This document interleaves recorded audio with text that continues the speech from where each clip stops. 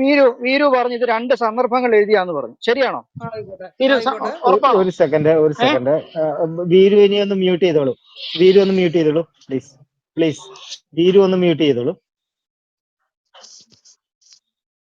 വീരു പറയുന്നത് ഇത് രണ്ട് ഓക്കെ, ഞാൻ സന്ദർഭങ്ങളിൽ വീരുവിനെ മ്യൂട്ട് ചെയ്തിട്ടുണ്ട്. ആ ഇത് രണ്ട് സന്ദർഭങ്ങളിൽ ഇറങ്ങിയാണെന്ന് പറയും. ഈ സന്ദർഭങ്ങൾ രണ്ടും ഇറങ്ങിയതാണെങ്കിലും ഇത് ഈ പറഞ്ഞത് ഒരാൾ തന്നെയല്ലേ. അപ്പൊ ഇവിടെ അലിപ്പാസ് ചോദിച്ച ചോദ്യത്തിന് ഒന്നുകൂടെ കൃത്യമായിട്ട് വ്യക്തമാക്കി തരാം. വീരുവിന് മനസ്സിലായില്ലെങ്കിൽ ഇനിയിപ്പോ പിന്നെ ഇയാളെ തിരുത്താനായിട്ട് നിങ്ങൾ ആരും പോകണ്ട. കാര്യം ഇത്രയേ ഉള്ളൂ. എന്താണെങ്കിൽ ഏത് സന്ദർഭത്തിൽ ഇറങ്ങിയാലും ഈ രണ്ട് വാക്യങ്ങൾ അല്ലെങ്കിൽ ഈ രണ്ട് പിന്നെ ആയത്തുകൾ വായിക്കുമ്പോൾ രണ്ടിടത്തും രണ്ടായിട്ടാണ് പറയുന്നത്. ഒരിടത്ത് പറയുന്നു എനിക്ക് എന്റെ ദൈവം, നിങ്ങൾക്ക് നിങ്ങളുടെ ദൈവം എന്നുള്ള രീതിയിൽ പറയുന്നു. വേറൊരിടത്ത് വരുമ്പോൾ പറയുന്നു ആ മുസ്ലിങ്ങളും ക്രിസ്ത്യാനികളും ആരാധിക്കുന്നത് ഒരു ദൈവത്തെയാണ് എന്ന് പറയുന്നു. ഇത് ഇറക്കിയവനിലും പിന്നെ ഞാൻ വിശ്വസിക്കുന്നു എന്ന് മുഹമ്മദ് പറയുന്നുണ്ട്. അപ്പൊ ഇത് എന്തുകൊണ്ടാണ് ഇങ്ങനെ രണ്ടായിട്ട് പറയേണ്ടി വരുന്നെന്നുള്ളതാണ് ഇവിടെ പറയേണ്ടത്. ഈ സന്ദർഭം എന്ന് പറയുന്നത് ഖുറാനിലെ സന്ദർഭം നിങ്ങൾ പറയണ്ട. ഖുറാനിൽ അങ്ങനെ ഒത്തിരി സന്ദർഭങ്ങൾ കൊടുത്തിട്ടുണ്ട്. അവർക്ക് ഇതിറക്കി നീ ഓർക്കുന്നില്ലേ, നീ ഇങ്ങനെ ഇറക്കിയത് ഓർക്കുന്നില്ലേ, അവരോട് ചെയ്ത് ഓർക്കുന്നില്ലേ, അത് ഏത് സന്ദർഭമാണെന്ന് ഖുറാൻ പോലും വ്യക്തമല്ല. അപ്പൊ അതുകൊണ്ട് വീര് ഇപ്പൊ ഇവിടെ പറയേണ്ട കാര്യം ഈ സന്ദർഭം ഒന്നെങ്കിൽ നിങ്ങൾ ഈ സന്ദർഭം പറഞ്ഞ് മനുഷ്യനെ ബോധ്യപ്പെടുത്തും ഇതിങ്ങനെയാണെന്ന്. അല്ലെങ്കിൽ എന്തുകൊണ്ടാണ് എന്നെ സംബന്ധിച്ചിടത്തോളം, അല്ലെങ്കിൽ ഇവിടെ ഇരിക്കുന്ന ഞാൻ കേൾവിക്കാരെന്നുള്ള നിലയെ പറയുന്നത്, ഇവിടെയുള്ള കേൾവിക്കാരെ സംബന്ധിച്ചിടത്തോളം ഈ രണ്ട് കാര്യങ്ങളും വൈരുദ്ധ്യമായിട്ടാണ് എനിക്ക് മനസ്സിലാകുന്നത്. അല്ലാതെ ഇത് രണ്ടും ഒരുപോലെയാണെന്ന് എനിക്ക് മനസ്സിലായിട്ടില്ല. അങ്ങനെ ആർക്കെങ്കിലും പിന്നെ നിങ്ങൾക്ക് അങ്ങനെ ഈ ഞാൻ പറഞ്ഞതിനകത്ത് എന്തെങ്കിലും പോരായ്മ ഉണ്ടെങ്കിൽ നിങ്ങൾക്ക് കമന്റിൽ ഇടാം കേട്ടോ. അത് കേൾവിക്കാർക്ക് കമന്റിൽ ഇടാം. എനിക്ക് മനസ്സിലായ കാര്യം ഇത് രണ്ടും വായിക്കുമ്പോൾ രണ്ട് കാര്യത്തും രണ്ടായിട്ടാണ് പറയുന്നത്. ഇനി അള്ളാഹു പറഞ്ഞാലും മുഹമ്മദ് പറഞ്ഞാലും രണ്ടായിട്ടാണ് പറയുന്നത്.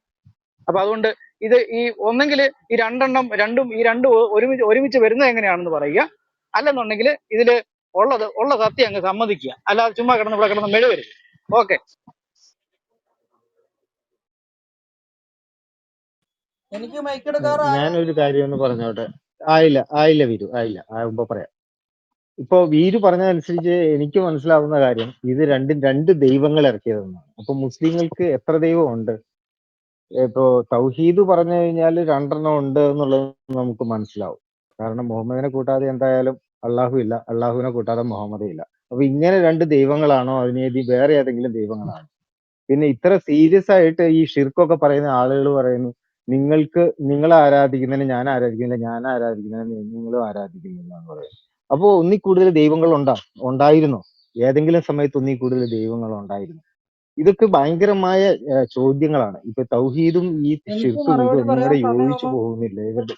ആയില്ല ആയിട്ടില്ല വീരു, ആയിട്ടില്ല. മിണ്ടാതെ എവിടെ ഇരുന്നു. നിനക്ക് മറുപടി ഇല്ലല്ലോ. മറുപടി ഉണ്ടെങ്കിൽ മാത്രമല്ലേ നിനക്ക് പറയേണ്ട കാര്യമുള്ളൂ.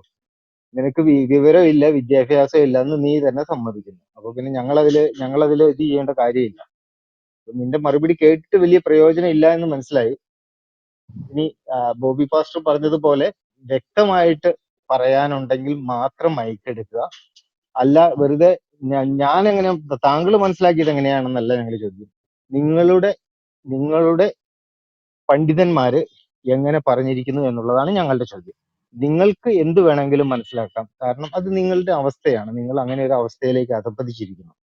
നിങ്ങളുടെ പണ്ഡിതന്മാർ എങ്ങനെയാണ് മനസ്സിലാക്കിയിരിക്കുന്നതെന്ന് നിങ്ങളുടെ ഗ്രന്ഥങ്ങൾ വെച്ച് വായിച്ചു കേൾപ്പിച്ചോളൂ. ഞങ്ങൾ അതിൽ സന്തോഷവാന്മാരായിരിക്കും. ഓക്കെ. എന്റെ പൊന്ന അലിച്ചേട്ടാ, ഇങ്ങനെയൊന്നും അല്ല കാര്യങ്ങളുടെ കിടപ്പ്. അവിടെ ക്രിസ്ത്യാനികളും ഹിന്ദുക്കളും ആരാധിക്കുന്നത് ഒരു ദൈവത്തെ തന്നെയാണെന്ന് മുഹമ്മദ് നബി മറ്റുള്ള ആൾക്കാർക്ക് പറഞ്ഞു കൊടുക്കാണ്. ഒരു സ്ഥലത്ത് ഞങ്ങളൊരു അഡ്ജസ്റ്റ്മെന്റ് പോലെ നമുക്ക് രണ്ടുപേർക്കും ഇരു കൂട്ടർക്കും യോജിച്ചു പോവാം. ഈ അഡ്ജസ്റ്റ്മെന്റ് എന്നൊക്കെ എന്റെ പൊന്ന് വീര് ഇതൊക്കെ വേറെ വല്ലയിടത്തും പോയി ഇറക്കിയാൽ മതി. ഈ അഡ്ജസ്റ്റ്മെന്റ് എന്നുള്ളത് ഒന്ന് കാണിച്ചു തരാമോ ഖുറാനില്? മുഹമ്മദ് പറയുക ഇങ്ങനെ നിങ്ങൾക്ക് അഡ്ജസ്റ്റ്മെന്റ് ഒന്നും ഇവിടെ വേണ്ട എന്നുള്ളത് ഒന്ന് കാണിച്ചു തരാം. ചുമ്മാ വളവുള പറയരുതേ, മനുഷ്യനെ പൊട്ടം കളിപ്പിക്കരുത്. ക്ഷമ കെട്ടിട്ടാ ഇങ്ങനൊക്കെ പറയുന്നത്. എന്ത് സാഹചര്യം? ഇത് ഏതെങ്കിലും തഫ്സീറിൽ എഴുതി വെച്ചിട്ടുണ്ടോ ഒരു അഡ്ജസ്റ്റ്മെന്റ് ചോദിച്ചെന്ന്? നിങ്ങൾ ഏതെങ്കിലും ആധികാരിക പ്രമാണങ്ങൾ എഴുതി വെച്ചിട്ടുണ്ടോ ഇത് അഡ്ജസ്റ്റ്മെന്റ് ചോദിച്ചെന്ന്? ചുമ്മാ ഇല്ലാത്തത് വിളിച്ച് പറയുന്നത് വിടുന്നുണ്ട്. എന്നെ സാഹചര്യം ഞാനിത് റെഫറൻസ് എടുത്ത് കാണിക്ക് പറയുന്നതിനകത്ത് ആത്മാർത്ഥത ഉണ്ടെങ്കിൽ. ചുമ്മാ ഇസ്ലാമിനെ ഡിഫെൻഡ് ചെയ്യാൻ വന്നേ ചുമ്മാ അവരെ ചുമ്മാ ആവശ്യമില്ലാത്ത കോലത്തിലാക്കരുത് നിങ്ങളെപ്പോലുള്ളവർ. സാഹചര്യം എന്താണെന്ന് ഒരു തഫ്സീർ എടുത്ത് വായിച്ച് കേൾപ്പിച്ചേ. സാഹചര്യം എന്താണ്? ഇയാൾ ഇല്ല, എവിടുന്നാ താങ്കൾ പഠിക്കുന്നത്? പറയൂ, താങ്കൾ മനസ്സിലാക്കിയത് എന്താണ്? എവിടുന്നാ പഠിക്കുന്നത്? ഇയാൾ താങ്കൾ എവിടുന്നാ അങ്ങനെ പഠിക്കുന്നത്? ഈ ആയത്തിറങ്ങാൻ തഫ്സീർ കാരണം എന്താണ്? സാഹചര്യം എന്താണെന്ന് ഇയാൾ എവിടുന്നാ പഠിക്കുന്നത്? ഇയാൾക്ക് സ്വന്തമായിട്ട് വ്യാഖ്യാനിക്കൽ പ്രമാണം ഉണ്ടോ? ഇല്ലല്ലോ. സ്വന്തമായിട്ട് വ്യാഖ്യാനിക്കേ? പിന്നല്ലാതെ ഇയാൾ ഇപ്പൊ പറഞ്ഞ എന്താണ്? സ്വന്തമായിട്ടുള്ള വ്യാഖ്യാനം ഒരു തഫ്സീറിൽ ഈ പറഞ്ഞ പോലെ അഡ്ജസ്റ്റ്മെന്റിന് വന്നെന്ന് പറഞ്ഞിട്ടില്ല. ഉണ്ടോ? ഉണ്ടെങ്കിൽ പറ. അതായത് അതായത് ക്രിസ്ത്യാനികളും മുസ്ലിങ്ങളും ഒക്കെ ഒരു ദൈവത്തെ തന്നെയാണ് ആരാധിക്കുക. നമുക്ക് കുറച്ച് ആള് നിങ്ങൾ അവിടെ ആരാധിക്കുക, കുറച്ച് ആള് നിങ്ങൾ ഇവിടെ ആരാധിക്കുക, നമുക്കൊരു അഡ്ജസ്റ്റ്മെന്റ് ലൈഫ് പോവാന്നൊക്കെ പറഞ്ഞു വന്നപ്പോഴാണ് ആയത്തിറക്കിയത്. നിങ്ങൾ ആ വഴിക്കൊന്നും പോകണ്ട, നിങ്ങൾ നിങ്ങളുടെ പണി നോക്കിക്കോ, ഞങ്ങൾ ഞങ്ങളുടെ പണി നോക്കിക്കോളും. നിങ്ങൾ ആരാധിക്കുന്നതിനെ ഞാൻ ആരാധിക്കല്ല, ഞങ്ങൾ ആരാധിക്കണേ നിങ്ങളും ആരാധിക്കല്ല, നിങ്ങൾക്ക് നിങ്ങളുടെ പണി, ഞങ്ങൾക്ക് ഞങ്ങളുടെ പണി. ഈ നിങ്ങൾ എന്താ അഡ്ജസ്റ്റ്മെന്റിന്റെ കാര്യം ചോദിച്ചോ? എവിടാ പറയുന്നേ? ഈ അഡ്ജസ്റ്റ്മെന്റിന്റെ നിങ്ങൾ കാര്യം എവിടാ എന്താണ് പറയുന്നേ? അവിടെ ചോദിച്ചത്? അവിടെ നിന്ന് ബോബി ഒരു മിനിറ്റ്. ഈ അഡ്ജസ്റ്റ്മെന്റുമായിട്ട് ആരാണ് ബീരു വന്നത്? ഈ ക്രിസ്ത്യാനികളൊക്കെ കൂടി വന്നിട്ടുണ്ടായിരുന്നേ. ഇത് ആരെ ചോദിച്ചാരോ? വന്നു. ഇത് ആരെ വീരുവിന് ചോദിച്ചാരോ? എങ്ങനെ ഈ അറിവ് കിട്ടിയേ? അതൊക്കെ കിട്ടി സാറേ. അപ്പൊ വീരു അല്ല ഇതെങ്ങനെ പറഞ്ഞു ഈ കൊടുക്കുന്നവരെ അറിവ് അടുത്തൊന്നും എങ്ങനെ ചോദിച്ചു വീരുവിന് പോണ്ട കിട്ടിയത്? കാര്യമൊന്നുമില്ല. കേട്ടില്ല. ഇവന്മാരായിട്ടൊന്നും ചോദിച്ചു പോണ്ട കാര്യമല്ല. ആ ഈ അറിവ് നിങ്ങൾ ആരാണ് നിങ്ങളുടെ പണി തന്നത് നോക്കിക്കോ, വീരുവിന്? ഞങ്ങൾ ഞങ്ങളുടെ പണി നോക്കിക്കോട്ടെ. അവരെവിടെയാന്ന് വെച്ചാൽ ആരാധിക്കോ പിടിക്കോ എന്താന്ന് ആ ചെയ്തോട്ടെ. ഇനി നിങ്ങൾ വീരുവിന് അകത്ത് പോകണ്ട, പതുക്കെ നിങ്ങൾ ലൈനൊക്കെ നിങ്ങളുടെ പണി കട്ടായി നോക്കിക്കോ. പോവേ, ശ്രദ്ധിച്ചോണേ. ഇവരുടെ കൂടെ ഒന്നും കൂടെ കൊടുക്കേണ്ട ആ കാര്യമൊന്നുമില്ല. ഇവനൊന്നും ആ എന്ന് ആര് പറഞ്ഞു? അല്ല പറഞ്ഞു കൊടുത്തു ഏ നബിയുടെ അടുത്ത്. നബിയുടെ നബിയുടെ അടുത്ത് അടുത്ത് അല്ല പറഞ്ഞു. പറഞ്ഞു കൊടുത്തു. അന്നേരപ്പോ അന്നേരപ്പോ ഇവര് വന്നിട്ട് എന്താണ് മുഹമ്മദിനോട് പറഞ്ഞത്? ഇവര് അപ്പൊ എന്റെ പേര് അജീഷ് എന്നാ. മുഹമ്മദിനോട് പറഞ്ഞു കൊടുത്തു. അജീഷ്. ആ കൊള്ളാം കൊള്ളാം. ഇതൊക്കെ കാണാൻ പാടില്ല. ഉം. എന്തോ ശരി ശരി പറയൂ പറയൂ. മുഹമ്മദിനോട് പറഞ്ഞു കൊടുത്തു, അല്ല പറഞ്ഞു കൊടുത്തു, നിങ്ങൾ ഈ പറഞ്ഞു പണിക്ക് കൊടുത്തു. നിൽക്കണ്ട. അന്നേരപ്പോ ക്രിസ്ത്യാനികൾ വന്നിട്ട് എന്താണ് ചോദിച്ചത്? നമുക്കൊരു അഡ്ജസ്റ്റ്മെന്റിലാണ് പോയിക്കൂടെ, നമ്മളെല്ലാവരും മനുഷ്യന്മാരല്ലേ എന്ന് ചോദിച്ചു. ഓക്കെ. അന്നേരം ഈ ക്രിസ്ത്യാനികൾ വന്നിട്ട് ചോദിച്ചു നമ്മളെല്ലാരും മനുഷ്യന്മാരല്ല, അന്നേരം അഡ്ജസ്റ്റ്മെന്റ് ചെയ്ത് പോണോന്ന് അല്ലേ പോയിക്കൂടെ, ഒരു അഡ്ജസ്റ്റ്മെന്റിലാണ് പോയിക്കൂടെ എന്ന് ചോദിച്ചു. ചോദിച്ചു. അപ്പൊ അന്നേരം അല്ല ഇത് പറഞ്ഞു ചോദിക്കാനുള്ള കാരണം എന്തുവാ? ഇവന്മാര് മനുഷ്യന്മാരല്ലേ, ഇതൊക്കെ ഒരു അഡ്ജസ്റ്റ്മെന്റിലാണ് പോയിക്കൂടെ എന്ന് ചോദിച്ചു. ഓ അവരവരുടെ മനസ്സിൽ ആ തോന്നി ചോദിച്ചു. അപ്പൊ ഈ അഡ്ജസ്റ്റ്മെന്റ് പറ്റുന്ന ഒരാളല്ല അള്ളാഹു, ശരിയല്ലേ? അള്ളാഹുവിന് അഡ്ജസ്റ്റ്മെന്റ് ഇല്ലാന്നേ. ഞങ്ങൾക്ക് അള്ളാഹുവിന് ഒരു ഒരു ദൈവമാണ് അള്ളാഹു, അവനെ അംഗീകരിച്ചു കൊടുക്കണം. ദൈവമാണ്, അതിൽ അതെ. അതിപ്പോ അഡ്ജസ്റ്റ്മെന്റ് അള്ളാഹുവിന് ഒരു കാര്യത്തിൽ അഡ്ജസ്റ്റ്മെന്റ് ചെയ്യുന്ന പരിപാടിയൊന്നും ഇല്ല. അഡ്ജസ്റ്റ്മെന്റ് ഒന്നും നമുക്കറിയാൻ പാടില്ല. അപ്പൊ അള്ളാഹുവിന് നേരെ പോകുന്നുള്ള പരിപാടി, അല്ലാതെ ഇതേപോലെ ഈ അഡ്ജസ്റ്റ്മെന്റ് ഒന്നും ഇല്ല. വേണമെങ്കിൽ വന്നാ മതി, ഇല്ലെങ്കിൽ പല്ലോടത്ത് പൊക്കോളാം. അങ്ങനെ അന്നേരം ഈ അഡ്ജസ്റ്റ്മെന്റ് എന്ന അങ്ങനെ പറയുന്ന ആയിക്കോട്ടെ, പരിപാടി അള്ളാഹുവിന് അറിയത്തില്ല. അറിയാൻ പാടില്ല. അങ്ങനത്തെ ഇടപാടൊന്നുമില്ല ഞങ്ങക്ക്. വേണമെങ്കിൽ ഇല്ല. അള്ളാഹ്ക്ക് എല്ലാ അള്ളാഹ് 250 കാര്യം ഇതിൽ പറഞ്ഞിട്ടുണ്ട്. ഇത് അനുസരിച്ച് ജീവിക്കാൻ പറ്റിയെങ്കിൽ നീ ജീവിച്ചോ, അല്ലെങ്കിൽ ഓക്കെ. നീ എങ്ങനെയും പോകും. അപ്പൊ ഈ ക്രിസ്ത്യാനികൾ വന്നിട്ട് ഈ അഡ്ജസ്റ്റ്മെന്റിന്റെ കാര്യം ചോദിച്ചപ്പോഴത്തേനും പറ്റത്തില്ല എന്ന് അള്ളാഹു ഉടനെ ആയത്തിറക്കി കൊടുത്തു. അപ്പൊ തന്നെ ഇറക്കി കൊടുത്തു. അവരായിട്ടൊന്നും യോജിക്കേണ്ട ഒരു കാര്യമില്ല മക്കളെ എന്ന് പറഞ്ഞു. യോജിക്കണ്ട. അതിപ്പോ ഈ അള്ളാഹു ഈ അഡ്ജസ്റ്റ്മെന്റ് തോന്നാനുള്ള കാരണം എന്തുവാ? അത് ക്രിസ്ത്യാനിയുടെ മനസ്സിൽ തോന്നിയത് നമുക്ക് ഇതൊക്കെ ഒരു അഡ്ജസ്റ്റ്മെന്റ് ആണ് പോയിക്കൂടെ എന്ന് അവൻ ചോദിച്ചു. ഓക്കെ. അപ്പൊ തന്നെ അപ്പൊ ഈ അള്ള മറുപടി കൊടുത്തു. ക്രിസ്ത്യാനികളുടെ ഉള്ളില് അള്ളാഹുവിന് പുറമെ വിളിച്ച് യേശുവിനോടൊക്കെ പ്രാർത്ഥിക്കാൻ വേണ്ടി തോന്നിപ്പിക്കുന്നത് ആരാ? അത് അള്ള തന്നെയാ. അള്ളാഹ് തന്നെയാ. ആരിപ്പോ അള്ളാഹു അല്ല വെറും വൃത്തികെട്ടവനല്ലേ? കാരണം ഞങ്ങള് തന്നെ അതിന് അള്ളാഹുവിന് മറുപടി ഉണ്ട്. പറഞ്ഞു. അള്ളാഹു ഒരു പരീക്ഷാ ഹാളിലേക്ക് കയറ്റിവിട്ട മക്കളാണ് ഈ മനുഷ്യരൊക്കെ. ഈ പരീക്ഷാ ഹാളിൽ എല്ലാരും എന്ത് ഓക്കെ. തെറ്റ് എഴുതിയാലും ആ സാറിന്റെ അടുത്ത് ക്യാറ്റിന്റെ സ്പെല്ലിങ് CAT ക്യാറ്റാന്ന് സാറിന് അറിയാം. അപ്പൊ ഒരു പുള്ള ചോദിക്കുകയാണ്, എന്റെ പൊന്നു സാറ് CAT ക്യാറ്റ് എന്ന് തന്നെയല്ലേ? എന്റെ പൊന്നു മോനെ എനിക്കിപ്പോ അറിയാൻ പാടില്ലടാ, നീ അത് എന്താന്ന് വെച്ചാൽ നിന്റെ മനസ്സിൽ അങ്ങോട്ട് എഴുത് എന്ന് പറയും. അപ്പൊ എന്ത് പൊട്ടത്തരം കാണിച്ചാലും ആ സാറിന് അറിയാതെ പൊട്ടത്തരാന്ന്, എന്നാലും മിണ്ടൂല. എന്തെങ്കിലും അല്ല, കാണിക്കട്ടെ, ഈ കുട്ടി പരീക്ഷ കഴിഞ്ഞിട്ട് വേണം. ചോദിച്ചപ്പോഴത്തേനും കുട്ടി ചോദിച്ചപ്പോഴും സാറെന്താ പറഞ്ഞത്? എന്ത് വെച്ചാൽ നീ എഴുതിക്കോളാന്നല്ലേ പറഞ്ഞ. അപ്പൊ അറിവുള്ളവനാണെങ്കിൽ അത് തിരുത്തി കൊടുക്കണ്ടേ? അവൻ പരീക്ഷ കഴിഞ്ഞ് ശരിയല്ലേ? കഴിഞ്ഞല്ല റിസൾട്ട് വന്നത്. പേപ്പർ നോക്കുമ്പോഴല്ലേ അതെ മാർക്ക് ഇട്ട് കൊടുക്കുന്നത്. പരീക്ഷാ അതെ. ഹാളിൽ അന്നേരം ഇപ്പൊ സാറ് നല്ലപോലെ പഠിപ്പിച്ചിട്ടില്ലെങ്കിലോ? അതൊക്കെ പഠിപ്പിക്കേണ്ടത് അവൻ അവന്റെ പണി നോക്കി പോയിട്ടുണ്ട്. ഞാൻ കമന്ററി അവൻ പോയിട്ടുണ്ട്. അപ്പൊ വേണമെങ്കിൽ ഉണ്ട്. വേണ്ടവൻ ആരപ്പോ ഈ പഠിപ്പിച്ചെടുക്കട്ടെ. അള്ളാഹുവിന് പുറമെ ആ മറ്റൊരാളെ സമയത്ത് വിളിച്ച് തന്നെ റിസൾട്ട് പ്രാർത്ഥിപ്പിക്കാൻ അടിക്കാനും അല്ല, ഈ പോകാറില്ല. അള്ളാഹുവിന് പുറമെ സാറിനത് മറ്റൊരാളെ അറിയത്തില്ല. വിളിച്ച് പ്രാർത്ഥിപ്പിക്കാൻ വേണ്ടി ആരാണ് ഈ ബാക്കിയുള്ള മനുഷ്യരുടെ ഉള്ളിലേക്ക് ഈ ഒരു ഈ സാധനത്തിന് ഇട്ടുകൊടുക്കുന്ന ആരാ ഈ ആശയത്തെ? അതാ പറഞ്ഞ നിങ്ങക്ക് നല്ലതും വേണമെങ്കിൽ ചെയ്യാം ചീത്തയും വേണമെങ്കിൽ ചെയ്യാം. 250 കാര്യം ചെയ്താൽ അള്ളാഹുവിന്റെ പാർട്ടി ആകാം. 250 അല്ല 250 കാര്യം 350 അല്ല 550 ആണെങ്കിലും വീരു ഞാൻ ചോദിച്ചത്രേ ഈ അള്ളാഹുവിനോടല്ലാതെ മറ്റുള്ളവരെ ഇരുന്ന് പ്രാർത്ഥിക്കാൻ വേണ്ടി അവരുടെ ഉള്ളിലേക്ക് ഇതൊക്കെ ഭംഗിയായിട്ട് തോന്നിപ്പിക്കുന്നത് ആരാ? ഇബ്ലീസ്. ഇബിലീസ്. ഓക്കെ, അപ്പൊ ഇബിലീസ് ആണ്. അപ്പൊ അള്ളാഹു അല്ലാത്തവരെ ആരാധിക്കാൻ വേണ്ടി നമ്മള് ഇത് പുറമേ ഉള്ള അതായത് ഒരു ഇവിടെ രണ്ട് ഇതായിട്ട്. പാർട്ടി ഉണ്ട്, ഒന്ന് അള്ളാഹുവിന്റെ പാർട്ടി, ഒന്ന് ഇബ്ലീസിന്റെ പാർട്ടി. ഓക്കെ. അപ്പൊ ഇബ്ലീസിന്റെ നന്മയുടെ പാർട്ടി അള്ളാഹുവിന്റെ പാർട്ടി, തിന്മയുടെ പാർട്ടി ഇബ്ലീസിന്റെ പാർട്ടി. അപ്പൊ തിന്മയൊക്കെ ഭയങ്കര അടിപൊളിയായിട്ട് തോന്നിപ്പിക്കും, അതാണ് ഇബ്ലീസ്. ആ നിങ്ങളുടെ ഭാഷയിൽ ഓക്കെ. സാത്താൻ എന്നാണ്ടൊക്കെ പറയും. അപ്പം സിമ്പിൾ ഇടപാട്. സിമ്പിൾ ആണ്. Okay okay. അതിപ്പോ പറയുന്നത് ഇപ്പൊ ഈ അള്ളാഹുവിന് പുറമെ ബാക്കിയുള്ളവരെ വിളിച്ച് പ്രാർത്ഥിപ്പിക്കാൻ വേണ്ടി ഉള്ളിൽ തോന്നിപ്പിക്കുന്നത് മുഴുവൻ ഇബിലീസ് ആണ്. ആ വിവരം ഓക്കെ. അവർക്ക് വിവരം കൊടുക്കാണ് അവർക്ക്. അത് വിവരം അള്ളാഹുവിന്റെ ഏതോ കൊടുക്കുകയാണ്. പാർട്ടീനെ ആളെ കൂട്ടാൻ വേണ്ടി നടക്കാണ് ഇബ്ലീസ്. ഓക്കെ. ആ ആ ആ.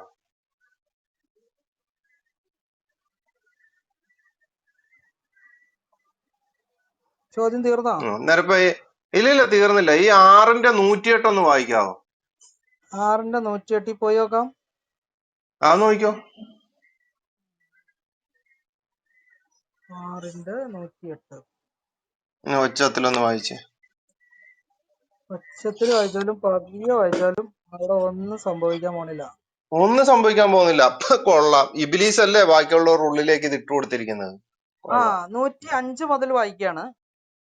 105 മുതല് വായിച്ചു. ഇങ്ങനെ വിവിധ രൂപത്തിൽ നാം നമ്മുടെ ദൃഷ്ടാന്തങ്ങൾ വിവരിക്കുന്നു. നീ അവരിൽ നിന്നോ പഠിച്ചു വന്നിരിക്കുന്നു എന്ന് അവർ പറയുന്നതിനും ജ്ഞാനമുള്ള ജനത്തിന്റെ യാഥാർത്ഥ്യം തെളിയിച്ചു കൊടുക്കുന്നതിനും വേണ്ടിയാകുന്നു ഇങ്ങനെ ചെയ്യുന്നത്. തീർന്നോടെ. അത് കഴിഞ്ഞ പ്രവാചക, റബ്ബിങ്കിൽ നിന്ന് നിനക്ക് അവതീർണമായ ദിവ്യ സന്ദേശങ്ങളെ പിന്തുടരുക. നബീനോട് പറയാണ്. എന്തുകൊണ്ടെന്നാൽ ആ ഏക ദൈവമല്ലാതെ മറ്റൊരു ദൈവവും ഇല്ല. ഈ ബഹുദൈവ വിശ്വാസികളുടെ പിമ്പേ നടക്കേണ്ടതില്ല. ഇത് ഏത് പരിഭാഷയാ വായിക്കുന്നത്? അമാനിയാണോ? അതൊന്നും എനിക്കറിയാൻ പാടില്ല. ഇവിടെ കമ്പ്യൂട്ടറിൽ നിന്ന് കിട്ടുന്ന വായിച്ചു നോക്കണേ. ശരി, എന്നാ വായിച്ചു. ഇച്ഛിച്ചിരുന്നുവെങ്കിൽ ഈ ജനം ബഹുദൈവാരാധന ചെയ്യുമായിരുന്നില്ല. അത് തടയാനുള്ള ഏർപ്പാടുകൾ അവൻ സ്വയം തന്നെ ചെയ്യുമായിരുന്നു. നാം നിന്നെ അവരുടെ മേൽനോട്ടക്കാരനായി നിശ്ചയിച്ചിട്ടില്ല. നീ അവരുടെ ഉത്തരവാദിത്വം എടുത്തവനുമല്ല. മുസ്ലിങ്ങളെ, അതായത് മുസ്ലിങ്ങളെ എന്ന് വിളിച്ചിട്ട് ഈ ജനം അള്ളാഹുവിനെ വിളിച്ചു പ്രാർത്ഥിച്ചു കൊണ്ടിരിക്കുന്നവരെ നിങ്ങൾ ആക്ഷേപിക്കരുത്. അതായത് മുസ്ലിങ്ങളോട് പറയാണ്, ഇങ്ങനെ ആൾക്കാരെ ഒന്നും നീ കളിയാക്കാനൊന്നും നിൽക്കണ്ടെന്ന്. അങ്ങനെ അവരുടെ ബഹുദൈവ വിശ്വാസം വിചംഭിച്ച് അറിവില്ലാതെ അള്ളാഹുവിനെ ആക്ഷേപിക്കാൻ ഇടയാവുകയും നാം ആണെങ്കിൽ ഈ വിധം സകല ജനവിഭാഗങ്ങൾക്കും അവരവരുടെ കർമ്മം അലങ്കാരമാക്കി കൊടുത്തിട്ടുമുണ്ട്. പിന്നീട് അവർ തങ്ങളുടെ റബ്ബിലേക്ക് തിരിച്ചു വരേണ്ടവരാകുന്നു. അവർ പ്രവർത്തിച്ചുകൊണ്ടിരിക്കുന്നത് എന്തായിരുന്നുവെന്ന് അപ്പോൾ അവർക്ക് വിശദീകരിച്ചു കൊടുക്കും. അതായത് മരണശേഷം അവര് അള്ളാഹുവിന്റെ അടുക്കേക്കാണ് വരുന്നത്. അപ്പൊ അവിടെ അതിന്റെ വിശദീകരണം ചോദ്യം ചെയ്യപ്പെടുമെന്നാണ് ആ പറയുന്നത്. ഓക്കെ. ഇനി ആദ്യകാല ഒരു ഖുറാൻ പരിഭാഷ ഞാൻ വായിക്കാം. 108. അള്ളാഹുവിനെ കൂടാതെ നിങ്ങൾ വായിക്കുന്നത് ഏത് ഇതാണ്? നിങ്ങൾക്ക് ഇഷ്ടമുള്ള രീതിയിൽ എഴുതി വെച്ചേക്കണയാണോ എന്ന് എനിക്ക് അറിയാൻ പാടില്ല. ഈ എഴുതിയേക്കണേൽ എന്തെങ്കിലും ഇപ്പൊ ഞാൻ വായിച്ചാൽ എന്തെങ്കിലും ആക്ഷേപം ഉണ്ടെങ്കിൽ അത് പറയാം. എന്നിട്ട് നിങ്ങളുടെ ആക്ഷേപം ഞാൻ പറയാം. ഞാൻ എഴുതി വെച്ചിരിക്കുന്നില്ല. ഞാൻ വായിക്കാൻ പോകുന്നത് ഏതാണെന്നുള്ളത് ഞാൻ പറയാം. പറഞ്ഞതിന് ശേഷം താങ്കൾക്ക് അത് ശരിക്കും കേൾക്കാവുന്നതാണ്. തെറ്റാണോ? ഞാൻ എന്തെങ്കിലും അതില് താങ്കൾ അതുകൊണ്ടാണ് ഞാനിപ്പം 3 എണ്ണം തുറന്നു വെച്ചിട്ടുണ്ട്. 3 എണ്ണം തുറന്നു വെച്ചതിൽ ഒരെണ്ണത്തിന്റെ അകത്ത് താങ്കൾ വായിച്ചതായിട്ടുള്ള രീതിയിൽ ഞാൻ കണ്ടിട്ടില്ല. താങ്കൾ ഏത് പരിഭാഷയാണ് വായിച്ചതെന്ന് പറയുകയാണെന്നുണ്ടെങ്കിൽ കാണാത്തത് താങ്കളുടെ ഹൃദയത്തിനും കണ്ണിനും കാഴ്ച ഇല്ലാത്തത് കൊണ്ടാണ്. അല്ല, ഞാൻ ഒരു കാര്യം പറയട്ടെ. ഈ പ്രകോപിപ്പിക്കുന്ന രീതിയിൽ സംസാരിച്ചു കഴിഞ്ഞാൽ വീരു ഞാൻ തിരിച്ച് പ്രകോപിപ്പിക്കും. പിന്നെ കിടന്നുകൊണ്ട് അജീഷ് അത് പറഞ്ഞു ഇത് പറഞ്ഞു. ഞാൻ പറഞ്ഞത് ഞാൻ 3 ഖുറാൻ എന്റെ മുമ്പിൽ ഞാൻ തുറന്നു വെച്ചിരിക്കുകയാണ്. താങ്കൾ വായിച്ചത് ഏത് പരിഭാഷയാണെന്ന് എനിക്ക് അറിയത്തില്ല എന്നാണ് പറഞ്ഞത്. പക്ഷെ താങ്കൾ വായിച്ചതിൽ എന്താണെന്ന് ഞാൻ പറഞ്ഞിട്ടില്ല. ഞാൻ താങ്കൾ ഞാൻ വായിച്ച പരിഭാഷ ചോദിച്ചത് ഏതാണെന്ന് എനിക്കറിയില്ല എന്നാ പറഞ്ഞത്. ഇനി എന്റെ ചോദ്യം, എന്റെ പരിഭാഷ ഞാനിപ്പോ വായിച്ചതിൽ എന്തെങ്കിലും തെറ്റോ കുറവോ താങ്കൾക്ക് തോന്നിയെങ്കിൽ ആ ഭാഗം കാണിച്ചു കഴിഞ്ഞാൽ നമുക്ക് അത് ആ ഒന്നും കൂടി അങ്ങനെ പൂർത്തിയാക്കി മര്യാദയ്ക്ക് ചെയ്യാം. സംസാരിക്കാൻ പഠിക്കണം. മനസ്സിലായോ? അത് തന്നെ ഞാനിപ്പോ അത് തീർത്തു തരാമെന്ന് നമുക്കത് പറഞ്ഞില്ലേ. താങ്കൾ പോസ്റ്റ്മോർട്ടം അവിടെ ചെയ്ത് നിൽക്കൂ. നോക്കാം.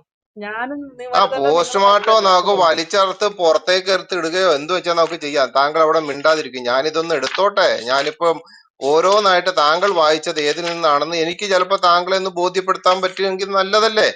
അവിടെ നിൽക്കൂ, ബഹളം ശരി. വെക്കാതെ അവിടെ നിൽക്കൂ.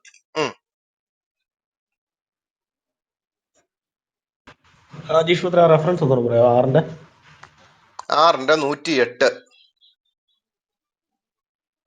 6:108. ഇനി ഞാൻ ആദ്യമേ ഇദ്ദേഹം വായിച്ചത് ഏത് പരിഭാഷയാണെന്ന് എനിക്കറിയത്തില്ല. ഞാൻ വായിക്കാൻ പോകുന്ന പരിഭാഷ ഏതാണെന്ന് നിങ്ങളോട് പറഞ്ഞുതരാം. ഞാൻ വായിക്കുന്നത് ഒന്നാമത്തെ പരിഭാഷ നമ്മുടെ ചെറിയ മുണ്ടം അദ്ദേഹത്തിന്റെ പരിഭാഷ വായിക്കുകയാണ്. അല്ലാഹുവിനെ കൂടാതെ അവർ വിളിച്ചു പ്രാർത്ഥിക്കുന്നവരെ നിങ്ങൾ ചീത്ത പറയരുത്. അപ്പോൾ അവർ യാതൊരു അറിവുമില്ലാതെ അതിര് കവിഞ്ഞുകൊണ്ട് അല്ലാഹുവിനെ ചീത്ത പറഞ്ഞേക്കും. അപ്രകാരം ഓരോ സമുദായത്തിനും അവരുടെ പ്രവൃത്തി നാം ഭംഗിയായി കാണിച്ചു കൊടുത്തിരിക്കുകയാണ്. അതാണ് ഒന്നാമത്തെ. ഇനി ഇമാൻ റാസിയുടെ തഫ്സീറോടെ ചേർന്ന് ഞാൻ വായിക്കുകയാണ്. അല്ലാഹുവിനെ കൂടാതെ അവർ പ്രാർത്ഥിക്കുന്ന വസ്തുക്കളെ നിങ്ങൾ ശകാരിക്കരുത്. തന്മൂലം അവർ വിവരമില്ലാതെയും ശത്രുതയോടെയും തിരിച്ച് അല്ലാഹുവിനെയും ശകാരിക്കും. ഈ വിധം സർവ്വ സമുദായങ്ങൾക്കും അവരുടെ പ്രവർത്തനങ്ങളെ നാം മനോഹരമായി തോന്നിച്ചു. തുടർന്ന് തങ്ങളുടെ രക്ഷിതാവിലേക്ക് തന്നെയാണ് അവരുടെ എല്ലാം മടക്കം. അപ്പോൾ തങ്ങളുടെ പ്രവർത്തനങ്ങളെ കുറിച്ച് അവരെ അവൻ അറിയിക്കും. ഇത് രണ്ടാമത്തെ പരിഭാഷ. ഇനി ഞാൻ വേറൊരു പരിഭാഷ നോക്കട്ടെ. ചിലപ്പോ താങ്കൾ അതിൽ നിന്നായിരിക്കാം വായിച്ചത്. 1 മിനിറ്റ്. 1 മുതൽ 6. 1 മിനിറ്റ്. 108.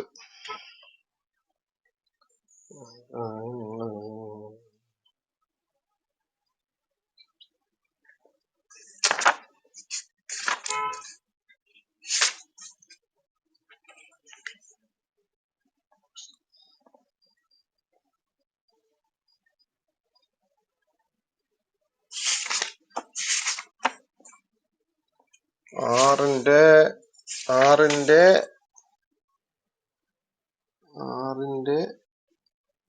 108.